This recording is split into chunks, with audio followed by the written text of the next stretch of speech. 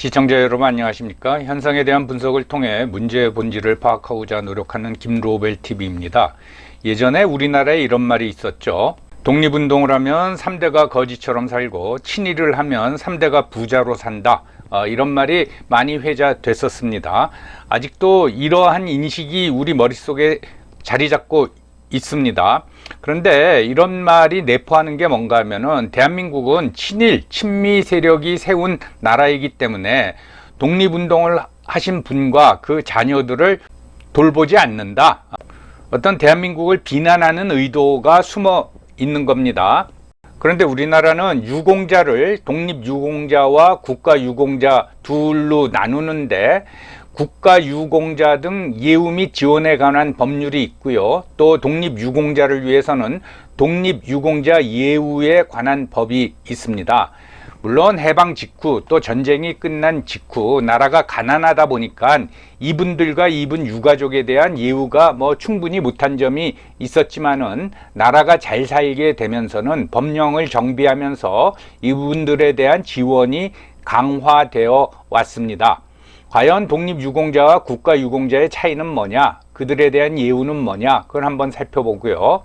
이 법 시행과 관련해서 문제는 뭐가 있느냐? 그것도 같이 살펴보도록 하겠습니다. 여러분들의 구독과 좋아요는 채널 운영에 큰 힘이 됩니다. 먼저 국가유공자와 독립유공자에 대해서 살펴보기 전에 그 차이를 저희가 이해해야 됩니다. 그 근본 취지가 뭔가 하면 국가유공자의 경우 그분들이 대한민국을 지키기 위해서 희생한 것, 그것을 기리는 거고요. 독립유공자는 공헌, 그러니까 이거는 대한민국이란 국가가 수립되기 전에 발생한 일이기 때문에 그분들의 공헌, 대한민국 수립을 위한 공헌을 기리는 겁니다. 먼저 국가유공자를 살펴보도록 하겠습니다. 국가유공자에 대한 어떤 그 지원을 받기 위해서는 보훈처, 지금은 보훈부가 됐죠. 보훈부에 등록 신청을 해야 됩니다. 그리고 보훈심사를 받습니다. 그런데 이 보훈심사가 이분이 국가유공자냐 아니냐, 이분들이 국가유공자 유족이냐 아니냐를 따지는 게 아니라 국가유공자는 어떤 일이 발생하면 금방 판정이 됩니다. 예를 들면은 전쟁터에 나가서 군인이 전사를 했다. 그러면 그건 즉시 전사자, 즉 국가유공자가 되는 겁니다.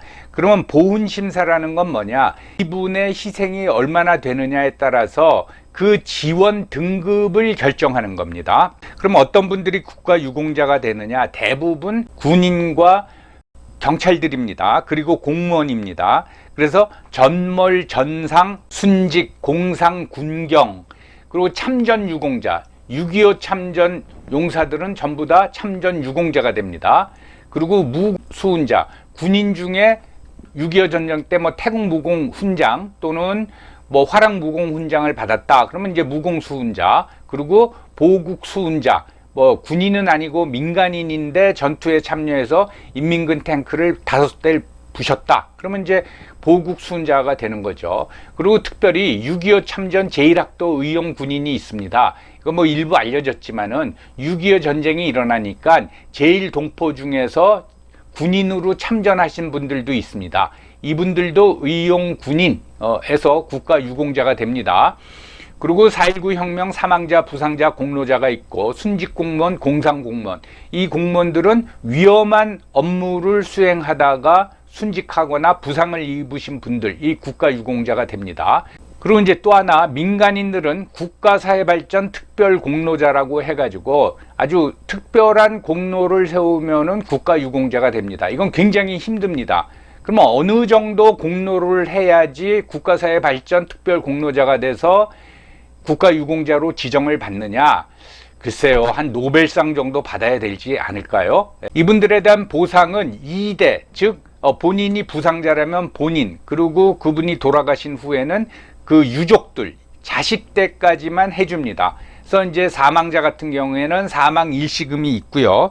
그 다음에 보훈급여분이 있습니다. 일종의 연금이죠. 유족급여죠. 이거는 사망하시고 난 후에 그 유족들이 받는 겁니다. 그리고 그 자녀들은 교육 지원, 취업 지원, 의료 지원을 받는데, 교육 지원 같은 경우에는 특별 전형으로 뽑는 학교도 있고 대학을 말씀드리는 겁니다. 취업 같은 경우에는 가산점을 받습니다. 그래서 요즘처럼 이제 젊은이들 취업하기 힘들 적에는 이게 큰 도움이 되는 거죠. 교육 지원 같은 경우에는 등록금을 거의 내지 않습니다. 예.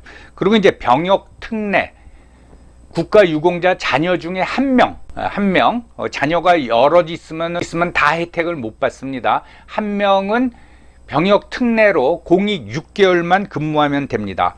그 다음으로는 좀 뭐 소소한 거지만 PX를 이용할 수가 있습니다. 군대 PX. PX는 면세로 들어오잖아요. 그래서 우리가 일반 장을 보는 마트보다는 쌉니다. 그래서 이것도 혜택을 받을 수가 있습니다. 유족은 당연히 이제 배우자죠.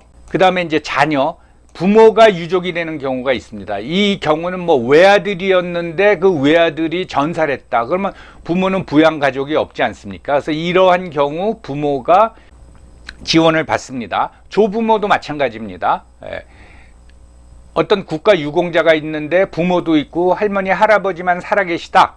근데 이분들을 부양할 가족이 없다. 그러면 조부모도 이제 지원을 받고요. 형제 자매도 마찬가지입니다. 어떤 국가 유공자의 형제 자매가 부모도 없다. 이 경우엔 형제 자매가 이제 유족이 되는 겁니다. 2대까지라고 이제 말씀을 드렸어요. 제가 이제 국가 유공자 예우 및 지원에 관한 법률을 살펴보고 그 사례들을 보니까 꽤 법령이 잘 정비가 돼 있습니다.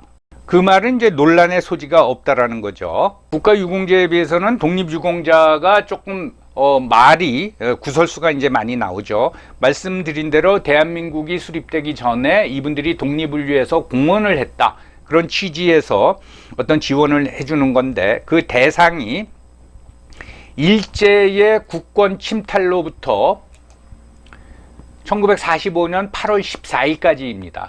그러면 일제의 국권 침탈 기점을 어디로 보느냐? 이게 1895년으로 했어요. 그 다음에 전후라고 했습니다. 앞뒤. 그러면 1894년도 포함되느냐? 이런 문제가 생기는 거죠. 1894년이 포함이 되면 어떻게 됩니까? 동학운동을 이게 일제의 국권 침탈에 항거한 것으로 봐야 되느냐? 이런 문제가 생기죠. 동학운동이 일제의 국권 침탈에 항거한 거라고 판정이 나는 순간 그 후손들도 독립유공자 이제 혜택을 봐야 되는 거죠. 그래서 이것도 좀 저는 기점을 좀 모호하게 했다 그런 말씀을 드리고요. 기간 동안에 일제의 국권 침탈에 반대하고 독립운동으로 일제에 항거했다. 그러면 이제 독립유공자 즉 독립운동가로 지정을 받는 겁니다. 근데 이 독립유공자로 지정을 받으면은 건국 훈장, 건국 포장, 대통령 표창을 받아야 됩니다. 이게 없으면은 독립유공자로 인정을 받지 못하는 거죠. 그러니까 독립유공자로 인정을 받으려면 심사를 거쳐야 됩니다. 이 과정에서 뭐 가짜 독립유공자도 나오고 이제 말이 이제 많아지는 거죠. 그래서 이 독립유공자도 해방 전에 돌아가셨으면 그분들을 순국선열이라고 부릅니다. 그런데 독립운동을 하셨는데 해방 후까지 살아계셨다. 그게 이제 애국지사가 되는 거예요. 그래서 우리가 어떤 기념식을 할 적에 순국선열에 대한 묵념하잖아요. 이게 바로 해방 전에 돌아가신 분들. 이분들에 대해서 우리가 묵념을 하는 겁니다. 그 보상은 3대까지 해줍니다. 국가유공자는 2대까지 해준다 그러지 않았습니까? 근데 독립유공자는 3대까지 합니다. 그런데 이때 어떤 보상금을 받을 적에 전 가족한테는 못 주기 때문에 우선순위자를 결정해야 됩니다. 그 우선순위자 한 명이죠. 그분이 수령하는 거예요. 이것 때문에 이제 가족끼리 분란이 일어나는 거죠. 그렇게 이제 보상금을 주고 주택 우선 공급에도 혜택을 받습니다. 그러면 차순위자는 뭐냐? 그 한 명 빼고 자손이 여러 명 있는데 그 한 명 빼고 나머지에 대해서는 어떤 지원을 해주느냐? 이 학비 면제를 해줍니다. 그리고 취업 지원도 해줍니다. 요거는 국가유공자 자녀하고 같습니다. 그리고 의료비도 감면해 줍니다. 이것이 자녀한테만 해당되지 않고 손자녀까지 해당된다고 말씀을 드리겠습니다. 그러다가 이것도 부족하다. 이게 나라가 이제 잘 살게 돼서 이런 제도가 생기는 겁니다. 그래서 2018년에 독립유공자 손자녀, 그러니까 3대까지도 생활지원금을 주는 걸로 신설합니다. 그래서 이걸 무조건 주는 건 아니고 뭐 소득 수준이 높으면은 안 주는 거죠. 그래서 기준을 정해서 차등으로 지급을 합니다. 현재 지금 남아있는 독립유공자는 대부분 돌아가셨겠죠. 그리고 독립유공자 후손, 즉 3대, 즉 손자녀까지 약 9만 명이 있는 걸로 지금 추산을 하고 있습니다. 그래서 이것이 독립유공자냐 아니냐 판정, 오래된 일이니까, 해방 전의 일이니까 판정하기도 힘들고, 또 이 보상금을 한 명만 받기 때문에 한 명이 수령을 하는 거죠.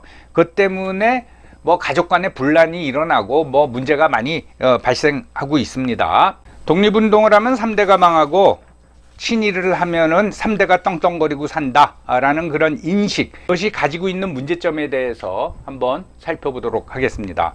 2021년 일입니다. 2021년 10월 23일 날 박태정 여사가 돌아가셨는데, 이분이 안중근 의사 조카 며느리입니다. 그래서 이분이 돌아가시니까 신문에 다 실렸죠. 안중근 조카 며느리 박태정 여사 별세, 91세에 돌아가셨어요. 그러면서 뭘 붙였냐면 생활고 탓에 3일장도 못 차려. 그러니까 생활고로 고생하시다가 장례도 제대로 못 치를 정도로 가난하게 사셨다는 거예요.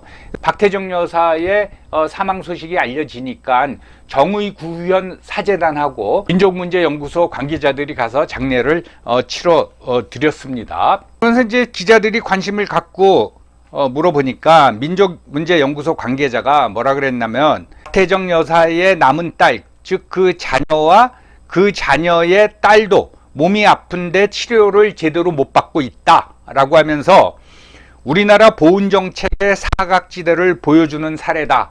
비슷한 거죠. 이거 봐라. 심지어 안중근 의사의 조카 며느리까지도 이렇게 생활고로 시달리고, 그 다음에 그 자녀들도 생활고와 병마로 시달리는데 국가의 지원을 하나도 못 받고 있다. 이런 의미를 이제 강하게 내포하고 있는 거죠. 일반인에게는 안중근 의사의 조카 며느리라고 되어 있지만은 이분의 시아버지는, 그러니까 남편의 아버지는 안정근 의사입니다. 그러니까 안중근 의사의 바로 밑에 동생이죠. 이분도 독립운동가입니다.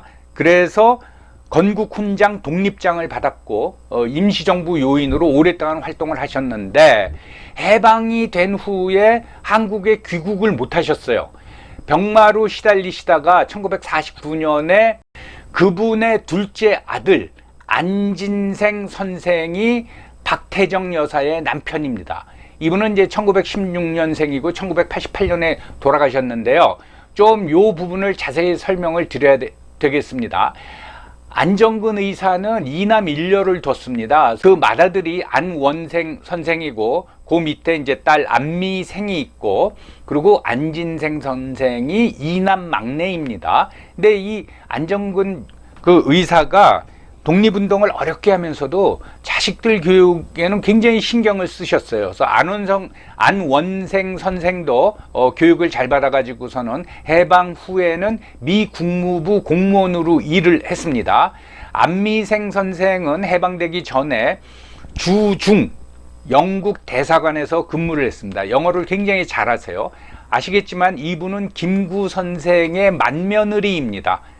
그래서 딸까지 뒀는데 해방이 되고 김구 선생과 함께 임시정부 요인 환국대 돌아오셔가지고 활동을 하셨습니다. 그래서 영어를 잘하셔서 미 군정에서도 일을 하셨어요. 그런데 6.25 전쟁이 일어나기 전에 뭐 딸 교육 때문인지 어린 딸을 데리고 미국으로 가셔서 거기서 돌아가셨습니다. 90세 넘게 사시다가 이제 돌아가셨습니다.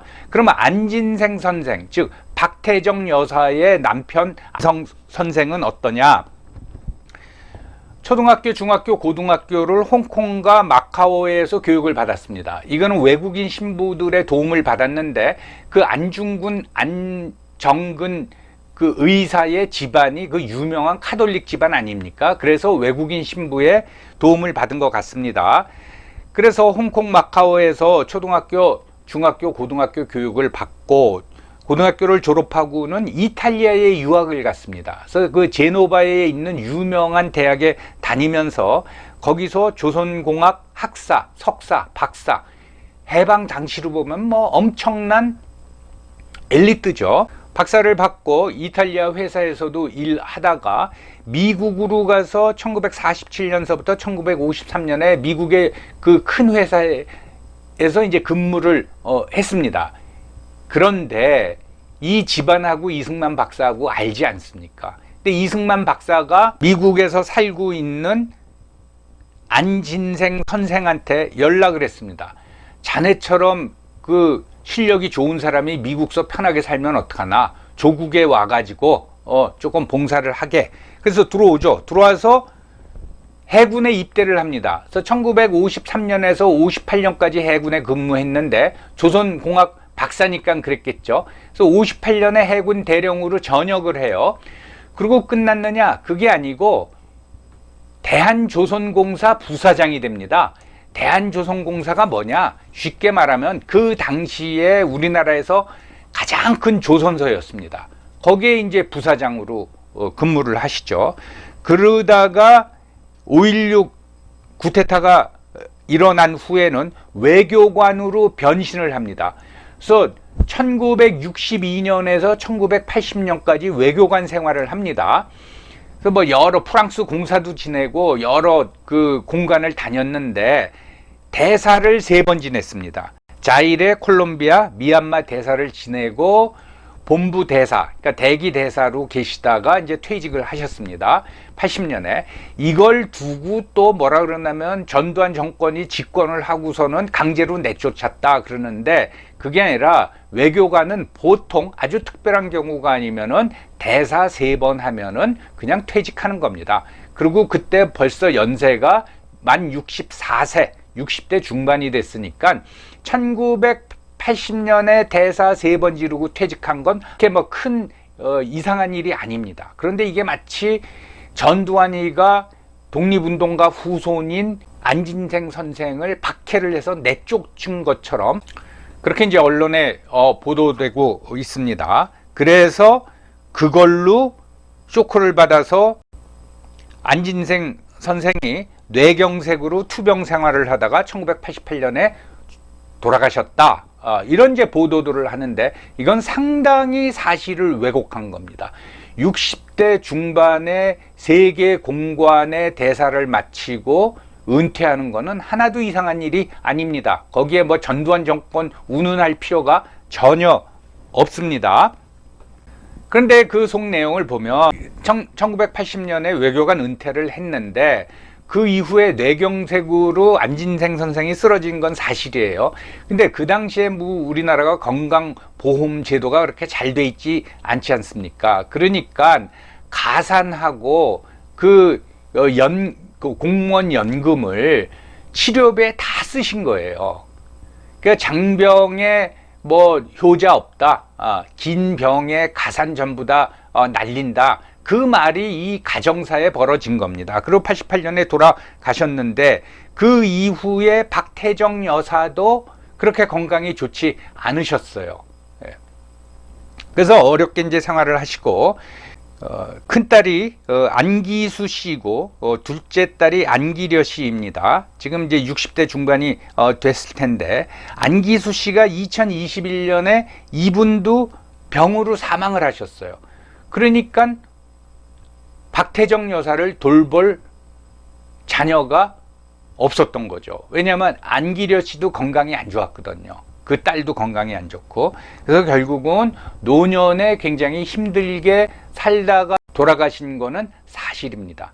그렇지만 이 유가족은 안진생 선생의 공무원 연금도 받았고 그런 부분을 우리가 이제 알아야 될 것 같습니다. 그래서 유공자, 독립운동가 후손들을 친미 정권이 박해를 했다. 그거하고는 전혀 상관이 없습니다. 그럼 박태정 여사는 그런 독립유공자 후손에 대한 예우나 지원하고는 관계없이 가정사가 불행했던 겁니다. 특히 나이 드셔서 안진생 선생이 은퇴한 후에 나이 드셔서 가정사가 이제 불행했던 거죠. 그걸 가지고 뭐 박 여사의 남은 딸과 그 손녀도 몸이 아픈데 치료를 제대로 받지 못하고 있다. 보훈정책의 사각지대를 보여주는 사례다. 그거하고는 전혀 관련이 없다고 보시면 됩니다. 이런 보도가 나가니까 안중근 조카 며느리 박태정 여사 별세 생활고 탓에 3일장도 못 치러, 그리고 뭐 이게 보훈정책의 사각지대를 보여준다, 이런 보도가 대대적으로 나오니까 그 당시 국가보훈처가 입장문을 발표했어요. 요 그림에 보이시죠? 안중근 조카 며느리 박태정 여사 별세와 관련하여 다음과 같이 설명드립니다 하고, 정부에서는 2018년서부터 보상금을 받지 못하는 독립유공자 자녀와 손자녀에게 생활지원금을 신설 지원함으로써, 그러니까 이 제도가 생긴 게 2018년입니다. 지원함으로써 독립유공자 후손 지원 강화를 위해 노력하고 있지만 박태정 여사의 경우와 같은 사각지대가 있는 것은 사실입니다. 이렇게 아주 무난하게 입장문을 발표했는데, 사각지대가 당연히 있는데, 여러분 독립유공자 후손이 한 9만 명이 된다고 말씀드렸잖아요. 그러면 국가보훈처가 그분들을 다 추적을 해서 이걸 받으십시오 하는 게 아니라 보훈처에 자기가 신청을 해야 되는 겁니다.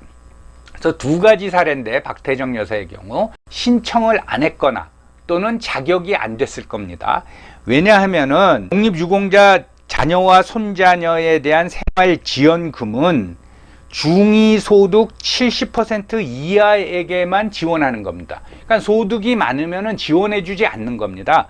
그래서 그 70% 이하에게 매월 34만 5천 원에서 47만 8천 원 사이를 지불해 줍니다.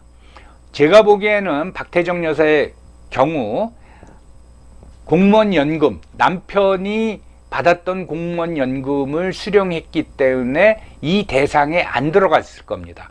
그래서 신청을 안 했을 겁니다. 그러니까 보훈처가 알 수가 없는 거죠.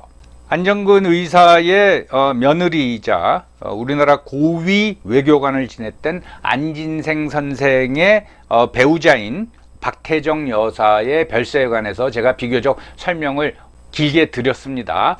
그래서 뭐 대한민국 정부가 친일 친미 정권이라서 독립유공자 후손들을 돌보지 않는다, 그런 오해가 없으시기를 바라고요. 결론적으로 말해서 제가 보기에는 국가유공자와 독립유공자 그리고 그 후손들에 대한 예우와 지원은 제도가 잘 갖춰 있다고 생각합니다. 물론 당사자들은 미흡하다 생각할지 모르지만은 우리나라가 잘 살게 되면은 그 예우도 더 좋아지리라고 저는 기대를 합니다. 여러분들 시청해 주셔서 감사합니다.